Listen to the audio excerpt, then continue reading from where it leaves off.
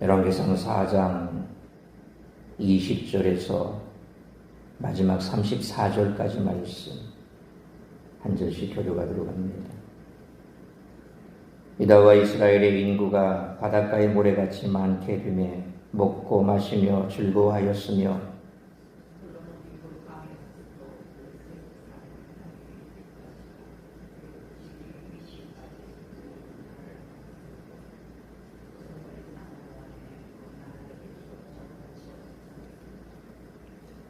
솔로몬의 한류의 음식물은 가는 밀가루가 30고루요 굵은 밀가루가 60고루요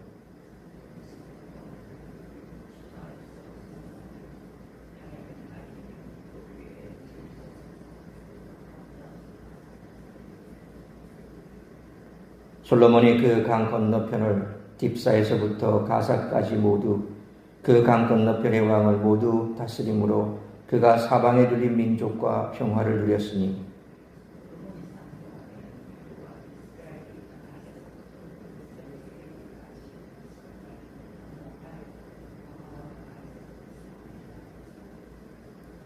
솔로몬의 병거의 말 외양간이 4만이요 마병이 12,000명이며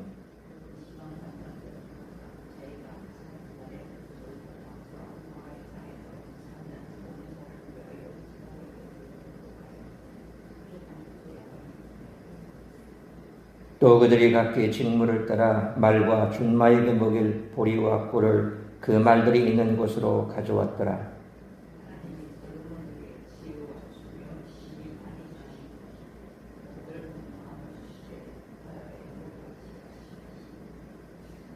솔로몬의 지혜가 동쪽 모든 사람의 지혜와 애굽의 모든 지혜보다 뛰어난지라.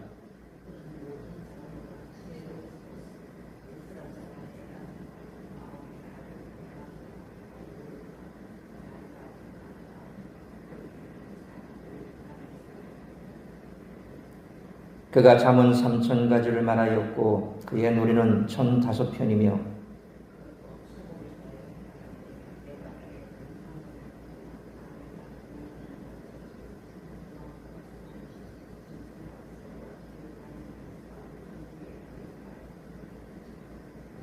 (34절) 같이 읽습니다.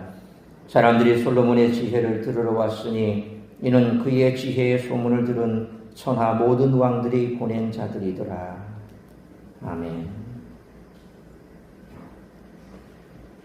솔로몬이 누리고 있는 영화는 하나님이 주신 것입니다.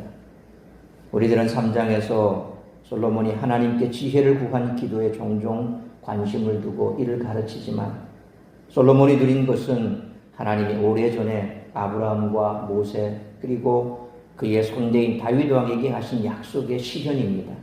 이것은 우리들에게 무엇을 말하고 있을까요? 첫째로 성도들은 하나님의 마음에 합당하게 살아가야 한다는 것입니다. 3장에서 솔로몬이 하나님께 지혜를 구했을 때 하나님은 그것을 좋게 여기시고 기도에 응답하셨고 그는 하나님이 주신 지혜를 활용해 이스라엘을 통치했습니다. 따라서 성도들은 날마다 하나님의 뜻을 구하고 실천해야 하는 줄 믿습니다. 둘째로 그러나 오늘 본문은 솔로몬의 강력한 통치가 그의 능력으로 이루어지는 것이 아님을 말씀하고 있습니다. 그것은 하나님의 큰 계획 아래 실현된 것입니다. 열왕기서 저자는 솔로몬이 자신의 힘을 의지해서는 안 된다는 것을 많은 병마를 언급함으로 우리들에게 알려주고 있습니다.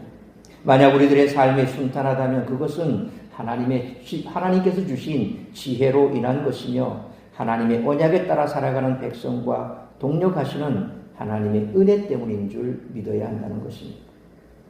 이러한 우리들의 삶은 현재에 머무르지 않습니다. 솔로몬의 통치 가운데 이스라엘은 평안함이 있었습니다. 솔로몬은 이 평안함을 바탕으로 성전 건축이라고 하는 위대한 사명을 이루어야 했습니다. 마찬가지로 성도들은 하나님이 주신 평안함 가운데 스스로 두 가지 질문을 던져야 합니다. 첫째로 현재의 평안은 내가 하나님을 의지해서인가 아니면 나의 것을 의지해서인가? 또는 내가 이러한 평안을 유지하기 위해 하나님을 의지할 것인가 아니면 현재 가진 것을 의지할 것인가를 물어야 할 것입니다. 둘째로 내가 누리고 있는 평안함을 바탕으로 나는 하나님을 위해 무엇을 할 것인가를 물어야 한다는 것입니다.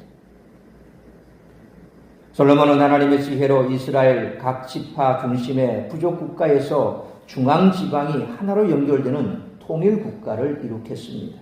이스라엘은 이제 하나님을 진정한 왕으로 삼은 신정 국가의 모습을 갖추고 있었습니다. 하나님이 통치하시는 나라는 모든 것이 형통합니다.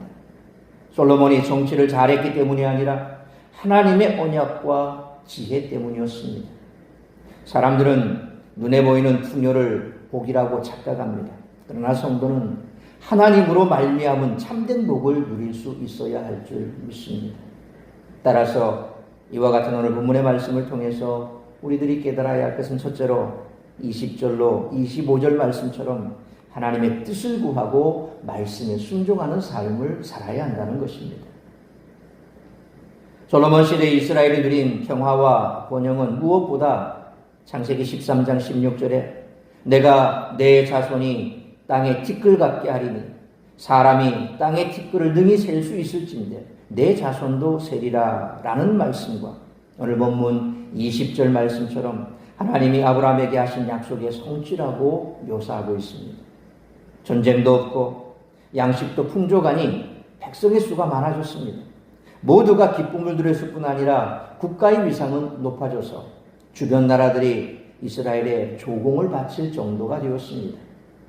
21절 25절 말씀처럼 이스라엘의 지리적 경계는 창세기 15장 18절에 그날에 여호와께서 아브라함과 더불어 언약을 세워 이르시되 내가 이 땅을 애굽 강에서부터 큰 강 유브라데까지 내 자손에게 주리니 라는 하나님의 약속대로 형성된 것입니다. 솔로몬은 역대상 22장 9절에 보라 한 아들이 내게서 나리니 그는 온순한 사람이라 내가 그로 주변 모든 대적에게서 평온을 얻게 하리라. 그의 이름을 솔로몬이라 하리니 이는 내가 그의 생전에 평안과 안일함을 이스라엘에게 줄 것임이니라 라는 말씀처럼 이제 이스라엘뿐만 아니라 주변 나라들의 평화와 안녕을 책임지는 다윗 언약의 성취가 된 것입니다. 신실하신 하나님이 아브라함과 다윗에게 약속하신 것을 이루어 주심으로 이스라엘의 풍성한 복이 임한 것인 줄 믿습니다. 그러므로 하나님의 약속의 말씀이 우리 삶 가운데 실현될 수 있도록 하나님의 뜻을 구하고 말씀에 순종함으로 하나님이 주시는 복과 은혜와 평안을 날마다 누리며 살아가는 우리 모두가 되시기를 축원합니다. 두 번째로 26절로 28절 말씀처럼 하나님이 주신 것으로 만족하는 삶을 살아야 한다는 것입니다. 모든 것이 풍요롭고 넉넉하면 나태해지기 쉽습니다. 그러나 27절 말씀처럼 솔로몬의 12지방 관장들은 중앙정부에 필요 물자를 공급하는 임무를 차질 없이 진행해 중앙과 지방 사이의 협력이 원활하게 이루어졌습니다. 사람이 먹을 것이 부족하면 짐승들은 굶주리게 됩니다. 그러나 솔로몬 시대에는 기근도 없고 풍족해서 28절 말씀처럼 짐승들조차 풍성히 먹을 수 있었습니다. 그리하여 26절 말씀처럼 솔로몬의 외양간에는 병거를 모는 말이 넘쳐났습니다. 그런데 이는 나라를 더 강하게 만들기 위해 하나님보다 군사력을 의지했음을 암시합니다. 이는 이후 솔로몬 왕국의 몰락의 빌미를 제공하고 있다는 것입니다. 결국 우리가 무엇을 의지하는가? 풍요로워지고 또 뭔가 잘 풀리면 그때부터 사람의 마음속에는 이것만 있으면 되겠다 하는 안주함이 생기죠. 믿음이라고 하는 것은 어렵고 힘들 때 더 강해지는 법입니다. 그런데 그렇지 못한 경우 점점 평안해지고 풍요로워지면 그때부터는 그것만 잘 유지하면 될 것 같다라는 마음이 스멀스멀 들죠. 우리가 잘 아는 우화 한 가지 알지 않습니까? 지나가는 행인에 코트를 벗겨보자 라고 내기를 했는데 심하게 바람이 불었을 때 오히려 더 꽁꽁 코트깃을 여밀어 버리죠. 그런데 쨍쨍하게 햇빛이 쬐니까 없습니까? 더우니까 벗어버립니다. 바로 우리가 그렇습니다. 평안하고 풍요롭고 따뜻하고 좋아지면 그때부터 슬슬 마음이 풀어집니다. 솔로몬도 그랬습니다. 역대 어느 왕조보다도 풍요롭고 온 세계가 그의 지혜를 보고 들으려고 선물을 가지고 와서 그렇게 그를 만나보고자 했던 그 전에도 없었고 그 이후도 없을 지혜의 왕 솔로몬. 그가 그것을 유지하기 위해서 이후에 벌인 게 뭡니까? 계속해서 정략 결혼을 합니다.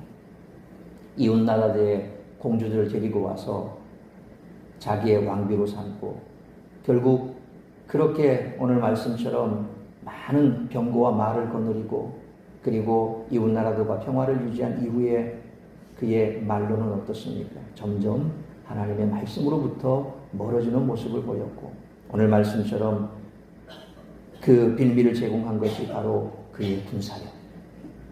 그래서 구약 성경에서 늘 이처럼 왕이 세워지고 하나님을 섬기는 나라가 아니라 왕을 중심으로 세워진 나라는 결국 이처럼 그 군마를 의지함으로 말미암아 멸망의 길을 자초한다고 말씀하지 않습니까?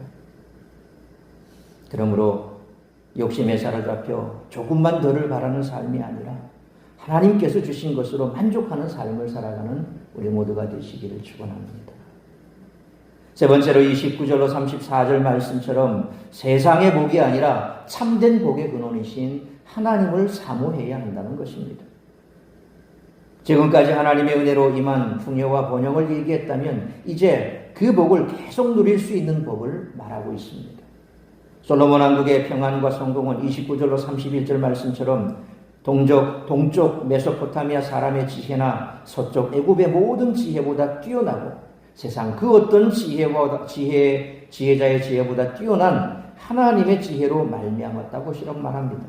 솔로몬은 32절로 33절 말씀처럼 그 지혜를 후세에 전하기 위해 정치, 경제, 예술, 자연과학 등 다양한 분야에서 많은 조작을 남겼습니다. 그리고 34절 말씀처럼 그 지혜에 대한 소문이 널리 퍼졌고 수많은 나라 왕들이 그 지혜를 듣고자 사람들을 보냈습니다.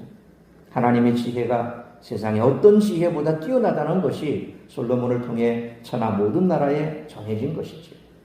이스라엘의 황금기는 솔로몬이라는 인물로 말미암은 것이 아니라 하나님의 지혜로 말미암은 것인 줄 믿으시길 바랍니다. 그래서 지혜 없는 자는 구해 주시고 꾸짖지 않은 하나님께 구하라고 말씀하고 있지 않습니까?